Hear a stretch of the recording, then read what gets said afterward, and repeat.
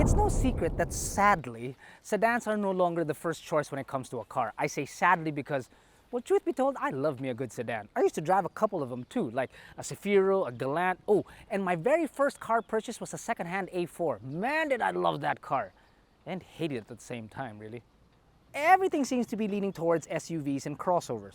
One of the more prominent brands in this space is Geely, whether it's the Coolray that took the market by storm or the spacious and affordable Okavango.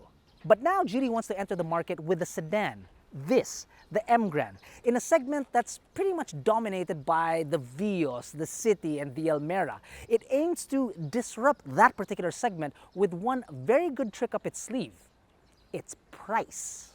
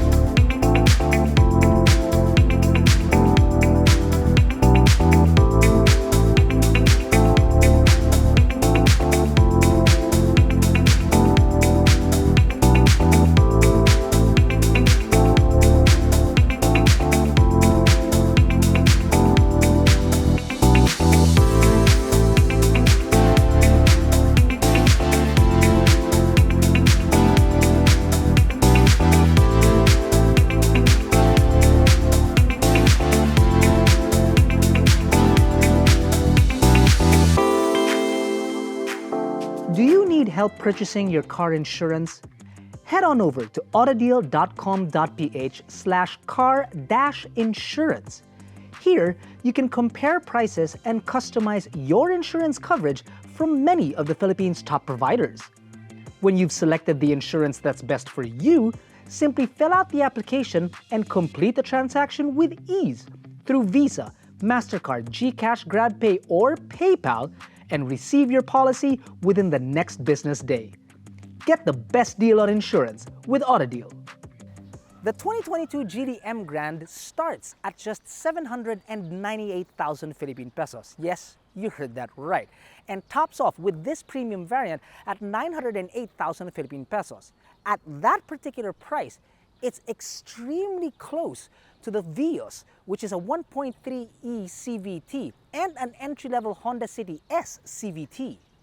The front clip of the Emgrand has an unmistakable Geely-ness to it, with a large grille that spawns almost the entire automobile, and a full LED complement right here that flanks it on either side. With DRLs, I might add, DRLs, 3 of them, 1, 2, and 3, that are separated by a column here and here. Unfortunately, there are no fog lamps. There's also a lot of chrome on the front clip, which I don't mind. Chrome up here looks good. Chrome down the side, sure, okay, why not? It's this little bit down here that I'm a little bit scared of for the car.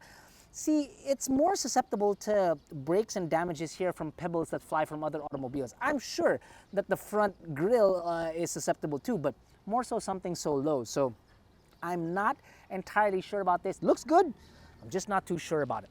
Down the side, you are looking at, Jack already told me, yes, they are 17s that sit on 55 series tires. Wheels, they're okay. There's a very big contrast between the light parts and the darker parts. So it's got a very young vibe to it as opposed to being a bit more mature, which I expected more matureness from a sedan. Nonetheless, they're actually okay. You are looking here at 122 millimeters of ground clearance. Oh, and I forgot to mention, disc brakes are found all around the automobile. A little bit higher, you'll find that there is a line, a shoulder line from the very front of the car all the way to the rear. It stretches from headlamp to taillight actually, which is really a nice touch. And then even more chrome, which oddly enough is only found from the A pillar all the way to the C pillar, but only on the bottom. I'm not sure exactly why they didn't complement the top with it as well.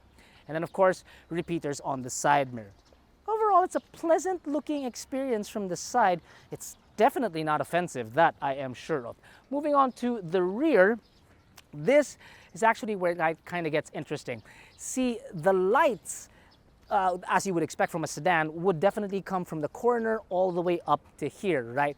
No, with the Geely, or rather with the Emgrand, it stretches the entire line of the rear. Allow me to show you. So it's not just the corners that light up. Let me find the key. The car is unlocked right now. I'm gonna lock it and check out the dance that it does. Look at that. It's like a samba. Hello. Now, it's not just the rear that does this pretty little dance. The front does one too. There is one, however, one thing that I found that I'm not a fan of, which I'm gonna unlock the automobile. If I want to open the boot, I cannot do it with a button here because there is no button. I must go inside the automobile and press a button that is on the left side of the steering wheel, or use the key. And then when I do hold the key, it's a while before it actually does open. When it does open, you are looking at 500 liters of space, which is really great, and increases when you fold the rear rests of the second row. You unfortunately can't do it from back here. You got to do it from inside the car, but at the very least, the option is there for you. And then, as we move a little bit lower, there is again even more chrome found down below. This thing's got more chrome than those people that put grills in their teeth. And no fakery found underneath because there are no exhaust tips that are found because the exhaust is hidden underneath. This light, this rear fog lamp, actually really does work, which is odd because there's a fog lamp in the rear but no fog lamps up front. Bizarre. Let's move into the second row. Oh, in case you're wondering, here's the latch to get more space out of the trunk. There you go. Okay, so getting in, there's a lot to talk about actually back here. Number one, that is my normal driving position, so space is absolutely great. I'm not gonna scrimp on using my elbows, so I'm gonna say that 2 adults back here, seriously, no issues. If you put a third adult, it might be a bit tight, even though there is a very low tunnel. So 2 adults would actually be perfect. Now with the 2 adults, I'd expect a little bit more plushness, like a center armrest. Unfortunately, there is no center armrest. That's one thing that's missing. However, I feel as if that it makes up for it in volumes with this color pattern. I am digging this white on blue with suede, and it just worked. I'm loving it because, well, my wife and I actually have our sofas at home are all white. Unfortunately, we have children who love to not wear their slippers, so it gets black every so often. So I'm thinking of the same thing here. If you have kids, this might not be the greatest color pattern, but it still looks absolutely great. So like my wife and I, hard-headed, we'd still probably prefer these white seats. There is one thing about the seats though.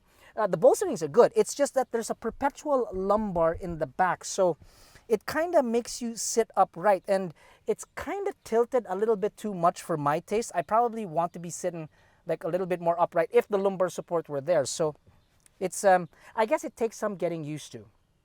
Toys back here. Toys back here include 2 air vents found here up front and in the center, with 1 USB charging point just for the rear, and then of course your bottle holders on either side, which can hold easily a normal tiny little bottle. That's definitely not going to be an issue there. It's just, I can't get over the blue and white pattern. It makes my day. It seriously does. And the great part about it is, it's not just the rear seats. We can actually go up front, and there's more blue and white. I love it. I actually love it. Like I mentioned, there's even more blue found here in the front.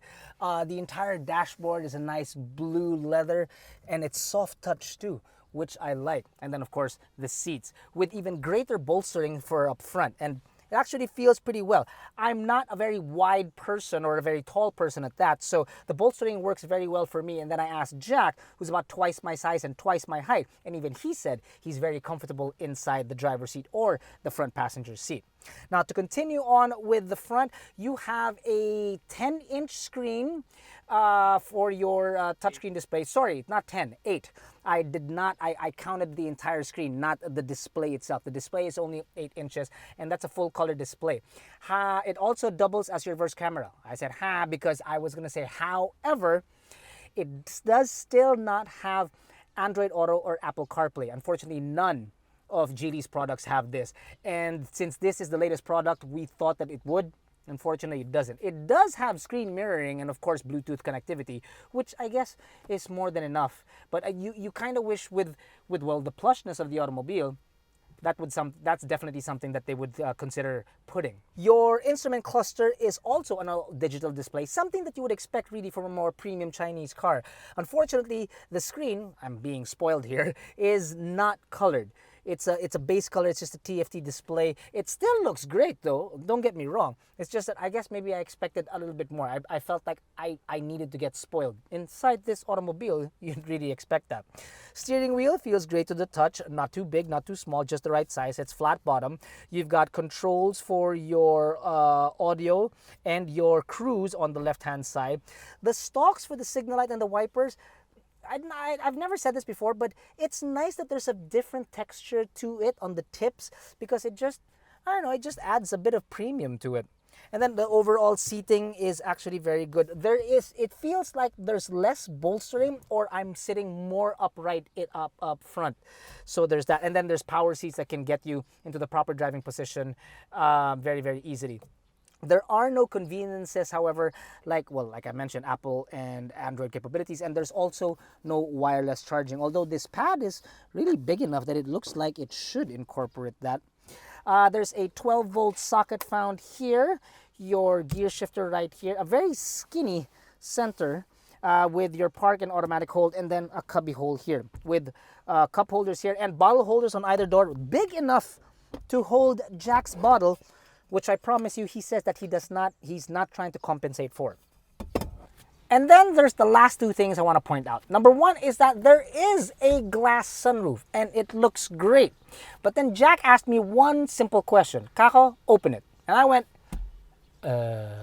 no, the controls are not there. Controls are not here, which means, yep, you guessed it. The controls are actually in the infotainment system, which I guess is forgivable. The second thing is, normally inside a car with a start-stop button, you would find that it would be a different shape and a different color. In this automobile, it's neither. It was kind of hard actually to find it until I realized it's a square black button right beside the shortcut menu up here. So I expected something just a little bit different to make it stand out.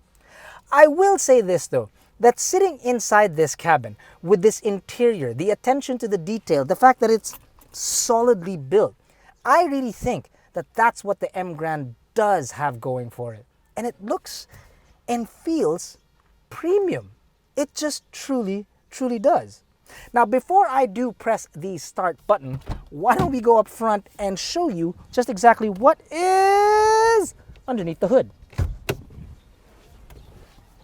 Up front, it's as plain, I guess, as Geely is going to get.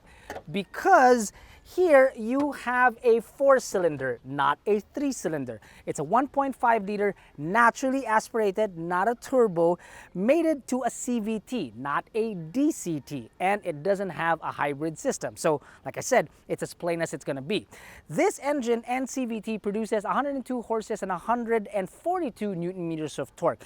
Now, in the city, it just does about an average of about 9.5 to basically 10 kilometers per liter inside the city. But on the highway, this thing's ridiculous because it sails up to 21 kilometers per liter.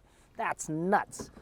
Speaking of highway, oh my God, I can't get it out. Speaking of highway and traffic, why don't we go for a drive right now? But before we do, we'd appreciate it if you give us a like and a subscription on our YouTube channels because we love creating these videos just for you guys.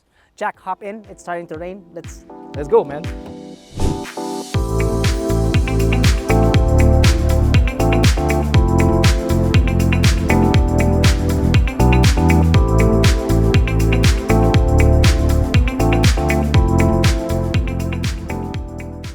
Now, as mentioned up front, is a 1.5 liter naturally aspirated gasoline engine that is 4 cylinders, and it pushes out a modest 102 horses, which, to be honest, is basically about par really for the course when you're talking about an engine of that size at this price point.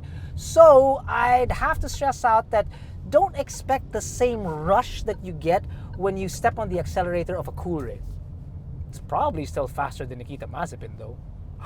Oh no, he didn't. Oh yes, he did. The characteristics of the CVT2 here are a bit on the tame side, especially when you're trying to push it on the highway. That we felt.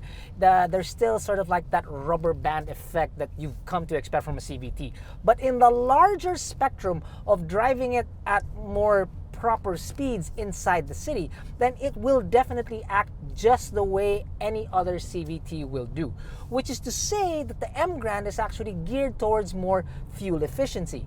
Now, gas prices going to hell or nay, that's not good. That's actually great. The space inside the cabin is actually quite inviting and gives you a sort of like very plush and lush environment, whether you're the driver or the passenger, be it because of the plushness of the seats and the support that you get, or even the touch points all over the automobile, which are soft and very welcoming. It's really a very well thought out interior. Something I gotta say, you really don't expect in a car at this price point. NVH is not bad. Noise from the outside world is not going to come in and ruin your day. As for tire noise, only at highway speeds actually does it become a problem. Inside the city, it's not really an issue. Wind noise also tends to creep in again at highway speeds. In general, the NVH is not outstanding. I'm not going to say it's outstanding, but it will definitely not allow you to feel fatigued even on long drives. That's what I'm trying to get at. In stop and go traffic, however, we notice that there is a weird humming sound. It's not a deal breaker or something that's deafening. No, it's just now that we're at low speeds, we're doing about 12 kilometers per hour. There's a weird humming sound that I'm not sure if it comes from the CVT or the exhaust. Again, like I said, it's not a deal breaker. It's just something that I thought I'd point out. And obviously, you'll be able to drown it out with the stereo system. It's just odd. What is that? Going over uneven roads and bumps in here, it's actually pretty tame. When you're going around bends, it's not exactly confidence-inspiring kind of a thing. It sits more on a more comfortable ride is exactly what the car is. So don't expect it to be a GT car, a sports car, or anything close to that. What it is that it's a comfortable sedan that is also fuel efficient with great interiors that will keep you comfortable even on long drives. That I think is where it slots in. And for those points alone, I do believe that value is actually pretty high.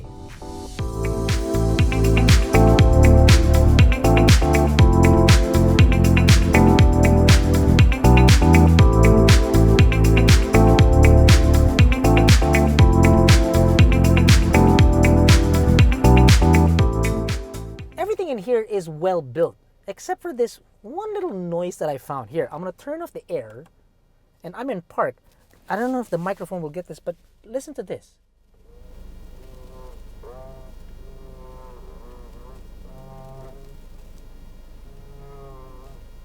It's like a violin on a 4-year-old. The Emgrand definitely will disrupt the segment with its top-notch interior quality and comfort. Now, Geely achieves this because of its attention to detail. Granted that the drive itself is not exactly going to knock your socks off, but if your game is to get from point A to point B in comfort inside a 4-door sedan without shelling too much coin out, then yeah, the Emgrand's definitely your toy. Here's the thing though, I gotta be completely honest that it definitely falls shy of the market leaders such as the Vios and the City. But the one little trick that it has up its sleeve, its price, more than makes up for it.